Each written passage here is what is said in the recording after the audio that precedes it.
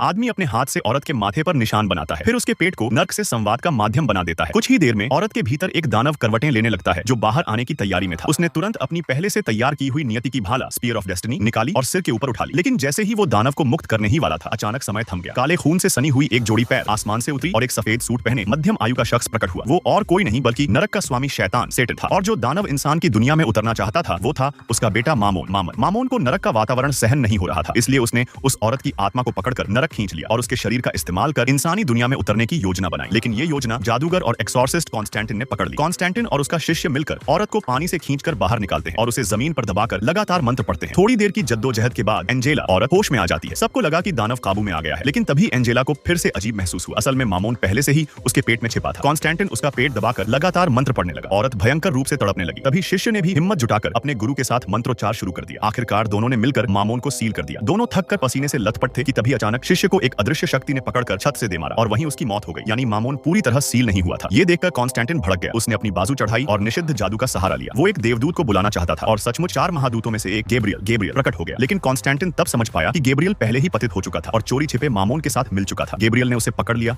और एक हल्की सी सांस फेंकी, मगर वो सांस तूफान जैसी थी जिसने कॉन्स्टेंटिन को दरवाजे पर पटका। कॉन्स्टेंटिन लगभग बेहोश पड़ा था और गैब्रियल औरत के पास जाकर मामोन को जन्म दिलाने की तैयारी करने लगा। कॉन्स्टेंटिन ने पहली बार अपनी जिंदगी में ऊपर वाले से सच्चा प्रार्थना किया, लेकिन कोई जवाब नहीं मिला। तब उसने तय किया अगर ऊपर वाला मदद नहीं करेगा तो वो खुद ही सब खत्म कर देगा। उसने अपना धमनी काट ली ताकि अपनी जान देकर सब रोक सके। जैसे ही कॉन्स्टेंटिन की मौत करीब आई, खुद शैतान सेटन समय से पहले धरती पर उतरा, क्योंकि उसने वादा किया था कि वो खुद कॉन्स्टेंटिन की आत्मा लेने आएगा। शैतान खुश था कि उसकी फौज में एक नया खास सिपाही जुड़ने वाला है। यहाँ तक कि उसने कॉन्स्टेंटिन के लिए खुद आग भी जलाई। कॉन्स्टेंटिन ने चैन की सांस ली और शैतान से बात छेड़ दी। उसने कहा, तेरा बेटा मामोन अभी इसी कमरे के पास इंसानी दुनिया में आने की कोशिश कर रहा है। शैतान ने पहले सोचा कि कॉन्स्टेंटिन उसे बेवकूफ बना रहा है, लेकिन जब उसने कॉन्स्टेंटिन का गंभीर चेहरा देखा तो तुरंत कमरे की ओर दौड़ा। वो अंदर घुसा तो देखा कि वाकई गैब्रियल मामोन को इंसानी दुनिया में लाने में मदद कर रहा था। गुस्से में शैतान ने लड़की को पकड़कर अलग कर दिया, जिससे नियति की भाला जमीन पर गिर गई और मामोन की कोशिश नाकाम हो गई। गैब्रियल ने शैतान पर हमला करना चाहा, लेकिन उसकी मुट्ठी 1 सेंटीमीटर पहले ही रुक गई। असल में ऊपर वाले ने उसकी सारी शक्तियां पहले ही छीन ली थी। शैतान ने मामोन को सीधा नरक में वापस फेंक दिया और गैब्रियल को भी हमेशा के लिए खत्म कर दिया। फिर वो वापस कॉन्स्टेंटिन के पास आया। कॉन्स्टेंटिन ने शर्त रखी, मैं तेरे साथ नरक चलूंगा, लेकिन पहले उस औरत को बचाना होगा। शैतान मान गया। वो कॉन्स्टेंटिन को पकड़कर नरक की ओर ले जाने लगा, लेकिन तभी कॉन्स्टेंटिन का शरीर भारी होने लगा, इतना कि जमीन भी दबने लगी। अचानक पूरा कमरा पवित्र प्रकाश होली लाइट से चमक उठा।